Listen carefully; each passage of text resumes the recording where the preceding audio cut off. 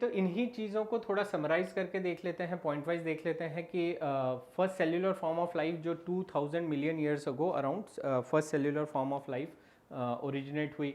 Appearance of invertebrates around 500 million years ago. उसके बाद में आते हैं आपके appearance of first vertebrate jawless fishes जो अराउंड 350 मिलियन ईयर्स अगो अपीयर हुई। वहीं appearance of sea weeds and few plants around 320 million years ago. ये आपको पॉइंट वाइज ही याद रखना पड़ेगा। Lobed fin fishes, coelacanth and origin of amphibians, यहाँ पे आपका एम्फीबियंस का ओरिजिन हुआ। ये जो सिलोकेंथ फिश थी इसको हम लोग एक्सटिंक्ट मानते थे, लेकिन ये प्राइमरीली एक्वेटिक थी और इसको हम लोग एक्सटिंक्ट मानते थे, लेकिन in 1938 it was caught in South Africa. South Africa में इसको देखा गया, फिर से पाया गया। Earlier thought to be extinct. So किस तरीके से लोब्ड फिश से एम्फीबियंस बने, एम्फीबियंस से फिर रेप्टाइल्स, रेप्टाइल से मैमल्स आए, arose from ancestral except reptiles. तो यही जो देखें हम एम्फीबियंस की बात करें तो फ्रॉग्स, सेलमेंडर्स, ये एक्वेटिक और लैंड दोनों पे सरवाइव कर सकते थे।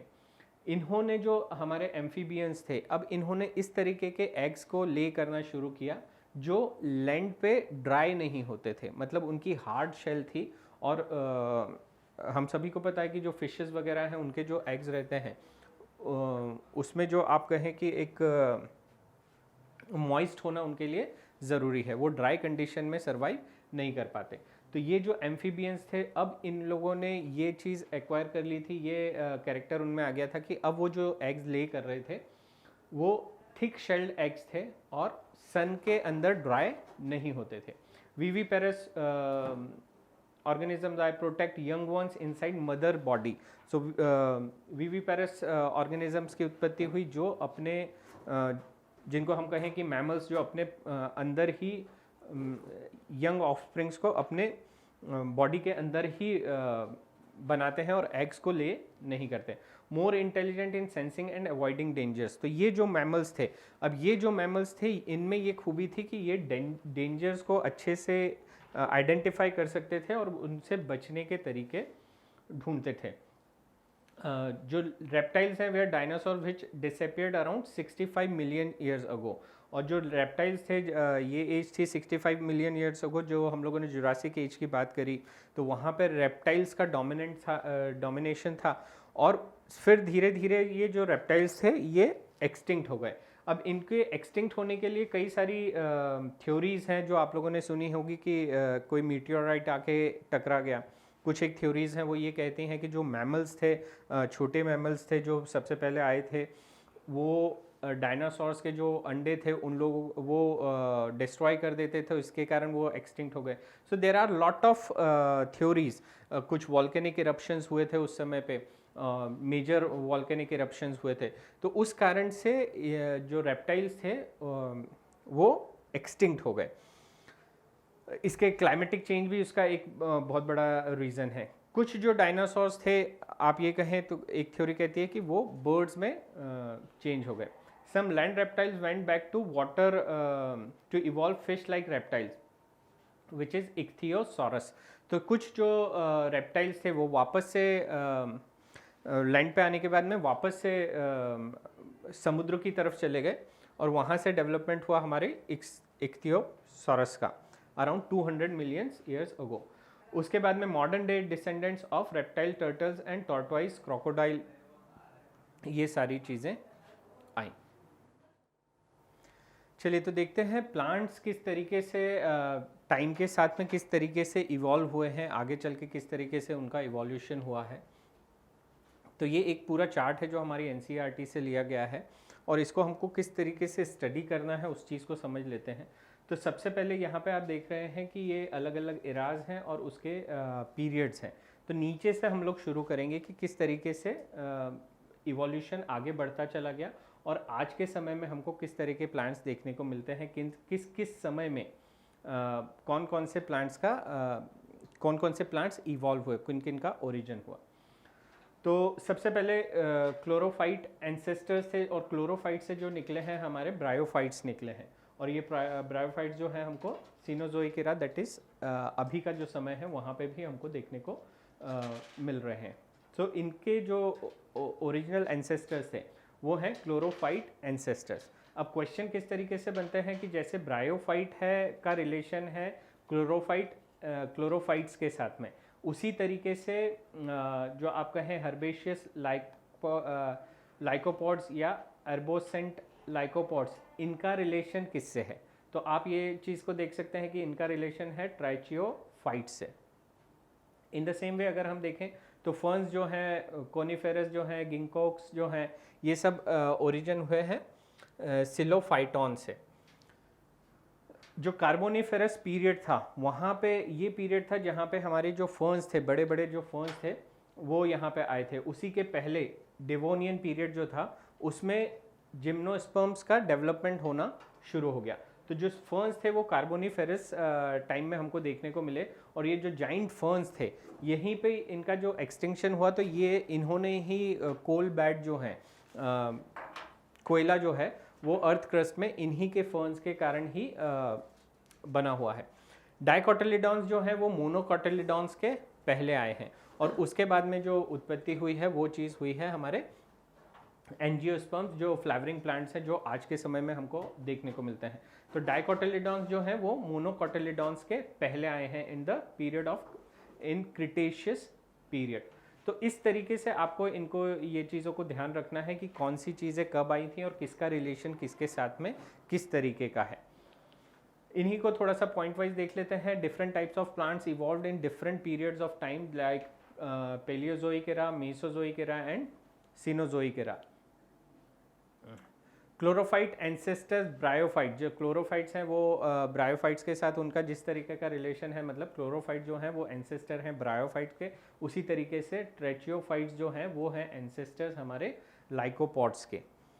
तो इस तरीके के रिलेशंस के को लेके क्वेश्चंस बन सकते हैं। सिलोफाइटॉन्स जो हैं वे are common ancestors for progymnosperms, ferns, ginkgos, conifers, gnetales, sphenopsids. जो बात हम लोगों ने करी, origin of monocotyledons is more recent than that of the dicotyledons. जो मोनोकोटिलिडॉन्स हैं उनका डेवलपमेंट रीसेंट है डाइकोटिलिडॉन्स से, या ये एक चीज़ हम कहें कि डाइकोटिलिडॉन्स थे वो मोनोकोटिलिडॉन्स के पहले अपीयर हुए। जाइंट फर्न्स जो थी पेट्रोडोफाइट्स वे are present 200 million years ago and but they all fell to form coal deposit slowly. धीरे धीरे जो ये जो फर्न्स थी, जाइंट फर्न्स थी, ये तब्दील होती चली गई आपके कोल डिपॉजिट्स में। अब बात कर लेते हैं हम लोग वर्टिब्रेट्स की। वर्टिब्रेट्स किस तरीके से इवॉल्व हुए through the geographical time scale. So they same kind of a time scale यहाँ पे भी दिया गया है जो आपके पीरियड्स हैं कार्बोनिफेरस, पर्मियन, ट्राइसिक। तो किस तरीके से जो थे ऑर्गेनिज्म जो आज हमको देखने को मिलते हैं, मैमल्स हैं आपके, क्रोकोडाइल्स हैं, स्नेक्स, लिजार्ड, टर्टल्स, ये कब कब किस किस तरीके से और इनके जो आप कहें एंसेस्टर्स थे वो कौन कौन थे, तो वो चीज़ देख लेते हैं। सबसे पहले हैं हमारे जो अर्ली रेप्टाइल्स थे जो आज के समय में एक्सटिंक्ट हो गए हैं, वहाँ से निकले सायरोप्साइड्स एंड साइनेप्साइड्स। इन सायरोप्साइड्स एंड साइनेप्साइड्स से जो बने पेलियोकोसॉरस बना, पेलियोकोसॉरस से आपका थेरेपेसाइड्स बने जो एक्सटिंक्ट हो चुके हैं, और आज यहाँ पे जो मैमल्स हैं वो साइनेप्साइड से डेवलप होते हुए बने हैं। तो ये एक लिंक आपको इस तरीके से याद रखना पड़ेगी कि साइनेप्साइड से बने पेलिकोसॉरस, पेलिकोसॉरस से आपके बने हैं थेरेपेसाइड्स एंड थेरेपेसाइड्स से मैमल्स। वहीं जो सायरोप्साइड्स हैं, सायरोप्साइड्स टर्टल्स के एंसेस्टर हुए सायरोप्साइड्स, सायरोप्साइड से ही आपके फिर निकल के बन रहे हैं आपके डायनासोर जो एक्सटिंक्ट हो चुके हैं, और आज के समय में जो हम क्रोकोडाइल्स देख रहे हैं वो भी यहीं से आए हैं। यहीं सायरोप्साइड से जो एक ऑर्गेनिज्म बना था दैट इज़ द थीकोडॉन्ट्स। थीकोडॉन्ट्स जिनके जो आप कहें कि जो टीथ होते हैं वो जो जॉज हैं उनके अंदर सॉकेट में पाए जाते हैं। तो ये जो थीकोडॉन्ट्स थे इन्हीं से डेवलपमेंट हुआ आपके डायनासोरस का, और क्रोकोडाइल, तो अगर हम क्रोकोडाइल्स को देखें तो उनके भी जो टीथ होते हैं वो गम्स के अंदर सॉकेट के अंदर फंसे हुए रहते हैं जैसे मैमल्स के हैं। उसके बाद में आपके टार्टोसॉरस स्नेक्स जो हैं, स्नेक्स आपके सौरोपसाइड से डेवलप हुए और वहीं लिजार्ड्स। सो पॉइंट वाइज इसको समझने की कोशिश करते हैं। Turtles, lizard, snakes and टॉटर्स arose from common ancestors sauropsids. Thecodont ancestors gave way to existing crocodile and bird and extinct dinosaurs. अब मैमल्स के ओरिजिन की अगर हम बात करें तो मैमल्स के ओरिजिन जो एक्सटिंक्ट रेप्टाइल्स थे वहाँ से साइनेप्साइड्स बने, साइनेप्साइड से पेलिकोसॉरस बने, थेरेप्साइड्स बने एंड उसके बाद में हमारे जो मैमल्स हैं जो हम लोग हैं वो वहाँ से डेवलप हुए। चलिए तो देख लेते हैं फैमिली ट्री ऑफ डायनासोर्स, किस तरीके से डायनासोर्स आए और उनके क्या मेजर पॉइंट्स हैं। यहाँ पे आप देख पा रहे हैं ट्राइसेरोटॉप्स जिसके पीछे एक बोनी फ्रिल के जैसा है। ट्राइनोसॉरस टी-रेक्स, इसको टी-रेक्स को तो हम लोग सभी लोग अच्छी तरीके से जानते हैं कि ये सबसे ज़्यादा अगर आपको डराना हो किसी को तो यही पिक्चर दिमाग में आती है डायनासोर्स की। उसके बाद में है ब्रांचियोसॉरस, तो ट्राइनोसॉरस और ब्रांचियोसॉरस यही माना जाता है कि इनके जो एंसेस्टर थे वो कॉमन ही रहे होंगे, ट्राइनोसॉरस, टी-रेक्स और ब्रांचियोसॉरस के। आर्चियोपेट्रिक्स जिसको हम बहुत अच्छे से जानते हैं कि दिस इज़ द फॉसिल जो हमारे बर्ड्स हैं और रेप्टाइल्स इनके बीच की कनेक्टिंग लिंक है। मतलब इसके पास में कुछ कैरेक्टर्स हमारे बर्ड्स के भी हैं और कुछ कैरेक्टर्स हमारे रेप्टाइल्स के भी हैं। एंड ये पहले ऐसे रेप्टाइल्स कहें आप कि जो उड़ना सीखे थे।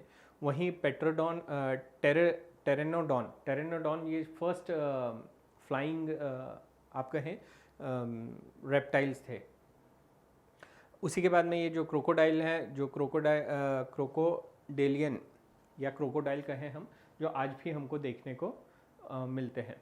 वहीं स्टेगोसॉरस इस तरह के डायनासोर्स जहाँ पे आपको इनके ऊपर ये बोनी प्लेट्स देखने को मिलते हैं, वहीं जो थे स्पाइन टेल थी इनके पास में, कटीली टेल थी।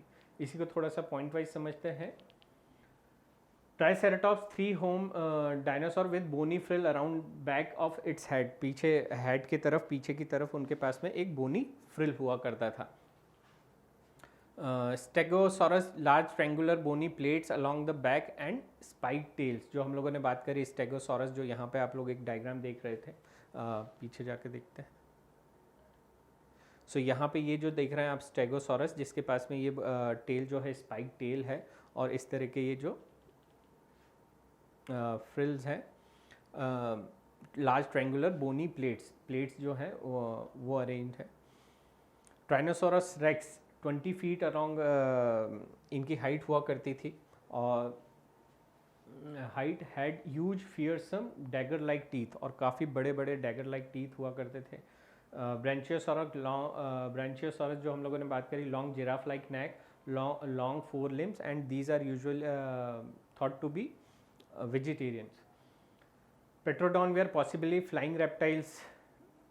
Archaeopteryx is a transitional fossil between non-avian dinosaurs and birds. तो birds और non-avian dinosaurs जो थे उनके बीच की ये हमारी connecting link है Archaeopteryx. Brachiosaurus and Tyrannosaurus T-Rex arose separately, most likely from a common ancestor. इन दोनों के जो ancestors थे वो common ही रहे होंगे।